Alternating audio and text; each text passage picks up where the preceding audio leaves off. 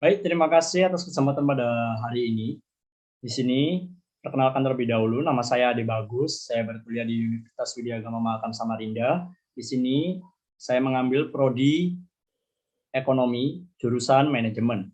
Di sini saya akan mempresentasikan perilaku konsumen, yaitu mengenai hukum perlindungan konsumen.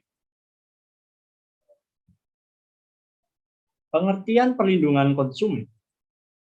Perlindungan konsumen merupakan konsekuensi dan bagian dari kemajuan teknologi dan industri.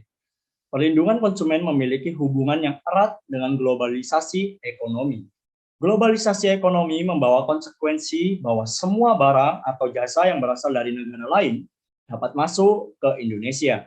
Untuk itu, perlindungan konsumen bukan hanya terhadap barang-barang yang berkualitas rendah, namun juga terhadap barang-barang yang dapat membahayakan konsumen, sehingga keputusan konsumen untuk membeli suatu barang atau jasa atau tidak membeli sama sekali merupakan respon konsumen terhadap barang atau jasa yang tersedia. Konsumen dapat dibedakan menjadi 3 batasan. Yang pertama, konsumen komersial adalah setiap orang yang mendapat barang atau jasa yang digunakan untuk memproduksi barang atau jasa dengan tujuan mendapatkan keuntungan. Yang kedua, yaitu ada konsumen antara atau intermediate consumer adalah setiap orang yang mendapatkan barang atau jasa yang digunakan untuk diperdagangkan kembali juga dengan tujuan mencari keuntungan. Yang ketiga, konsumen akhir atau ultimate consumer and user adalah setiap orang yang mendapatkan dan menggunakan barang atau jasa. Selanjutnya, ada tujuan dan manfaat. Terdapat komitmen untuk mewujudkan tujuan perlindungan hukum bagi konsumen, yaitu yang pertama, meningkatkan kesadaran, kemampuan, dan kemandirian konsumen untuk melindungi diri. Yang kedua, mengangkat harkat dan martabat konsumen dengan cara menghindarkannya dari akses negatif pemakaian barang dan atau jasa. Yang ketiga, meningkatkan pemberdayaan konsumen dalam memilih, menentukan, dan menuntut hak-haknya sebagai konsumen. Selanjutnya ada pembinaan dan penyelenggaraan konsumen. Perlindungan hukum bagi konsumen dilakukan melalui upaya-upaya sebagai berikut. Yang pertama, terciptanya iklim usaha dan tumbuhnya hubungan yang sehat antara pelaku usaha dan konsumen. Yang kedua, berkembangnya lembaga perlindungan hukum bagi konsumen baik oleh negara atau swadaya masyarakat.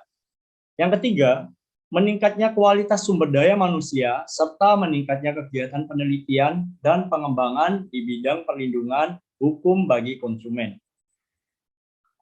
Selanjutnya, tujuan penyelenggara pengembangan dan pengaturan perlindungan hukum bagi konsumen yang direncanakan adalah untuk meningkatkan martabat dan kesadaran konsumen, serta secara tidak langsung mendorong pelaku usaha di dalam menyelenggarakan kegiatan usaha dengan penuh rasa tanggung jawab.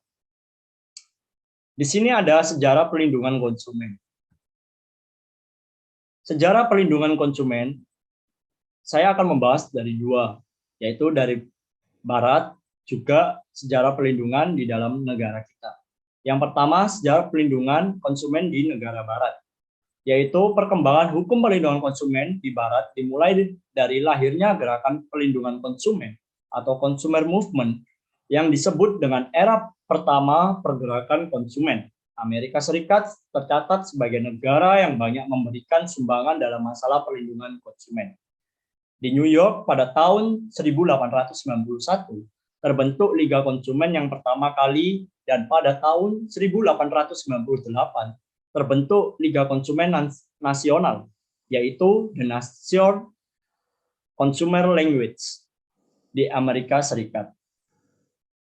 Organisasi ini kemudian tumbuh dan berkembang dengan pesat sehingga pada tahun 1903 Liga Konsumen Nasional di Amerika Serikat telah berkembang menjadi 64 cabang, yaitu yang meliputi 20 negara bagian. Selanjutnya, sejarah perlindungan konsumen di Indonesia. Pengaturan tentang perlindungan konsumen di Indonesia telah dimulai sejak zaman Hindia Belanda.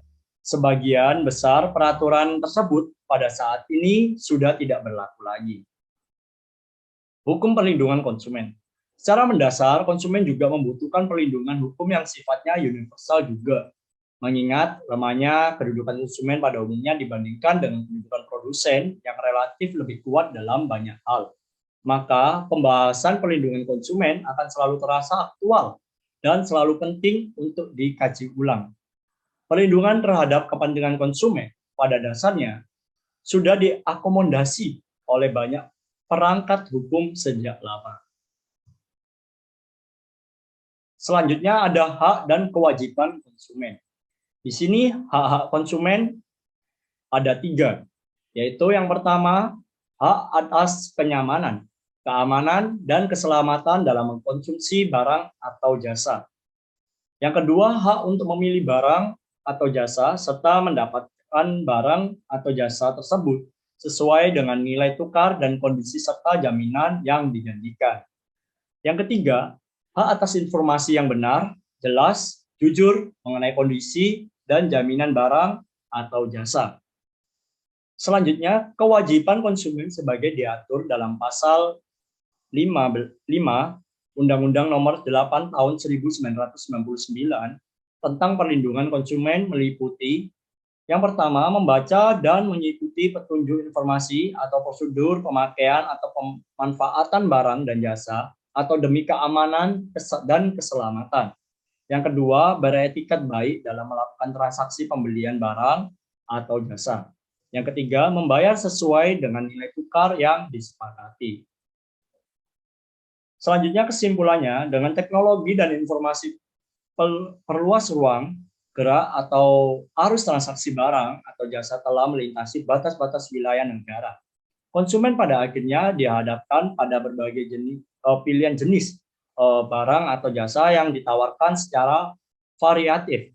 Pada satu sisi kondisi seperti ini dapat menguntungkan konsumen karena kebutuhan terhadap barang atau jasa yang diinginkan dapat terpenuhi dengan beragam pilihan. Namun pada sisi lain, fenomena tersebut menempatkan kedudukan konsumen terhadap produsen menjadi tidak seimbang, di mana konsumen berada pada posisi yang lemah karena konsumen menjadi aktivitas bisnis untuk meraup keuntungan yang besarnya melalui kilat promosi dan cara penjualan yang merugikan konsumen. Pada umumnya produsen berlindung di balik standar kontrak atau perjanjian baku yang telah ditandatangani oleh kedua belah pihak, yakni antara konsumen dan produsen, ataupun melakukan informasi yang diberikan oleh produsen kepada konsumen. Baik, sekian presentasi dari saya, di Bagus. Kurang lebihnya mohon dimaafkan. Terima kasih. Salam sehat.